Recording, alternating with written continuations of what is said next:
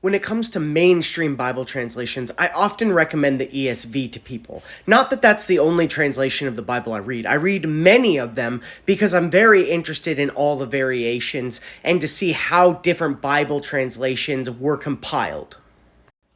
Oftentimes when I recommend the ESV to people, they give me comments like this: "Oh, the ESV removes verses completely. It's an alteration of the Bible." But if you actually spend some time and do your research about the different Bible translations you read, you'll see why they did that, and there was a very good reason for it. It's very important to read the editor's notes and the footnotes on Bible translations. Let me show you what I'm talking about.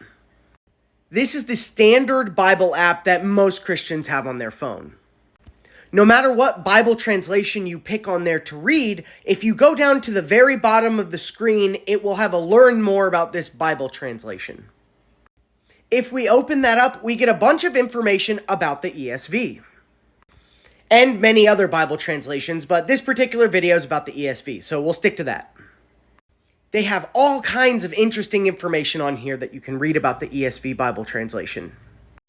The ESV is an essentially literal translation of the Bible in contemporary English.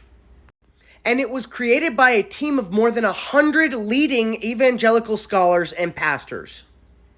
So this Bible wasn't just thrown together by some random dude. A lot of time and effort from very good people was put into the making of this Bible translation.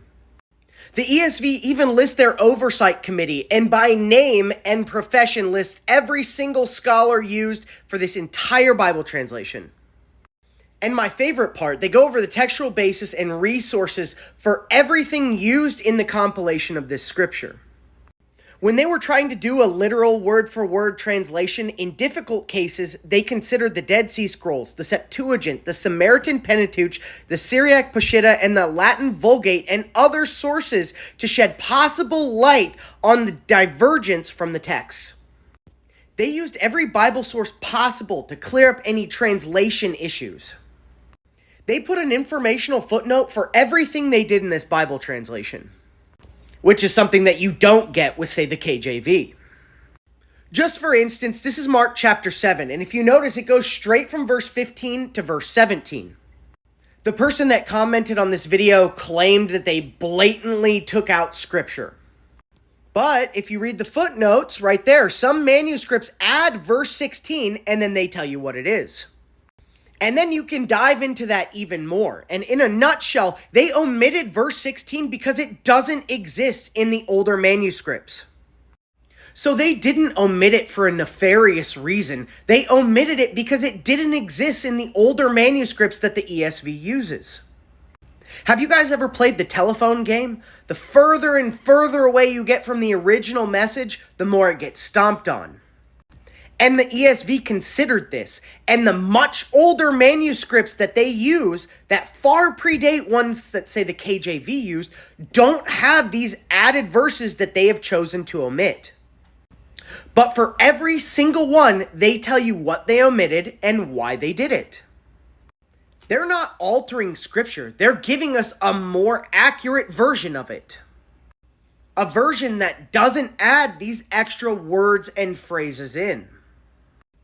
And you don't have to read the ESV. You can read whatever Bible translation suits you best. Like I said, I read a ton of different mainstream and non-mainstream Bible translations. But if you want to give me crap about the ESV, you better know what you're talking about, and most people don't. The ESV team spent far more than most other Bible translators did to make an accurate word-for-word translation of the Bible.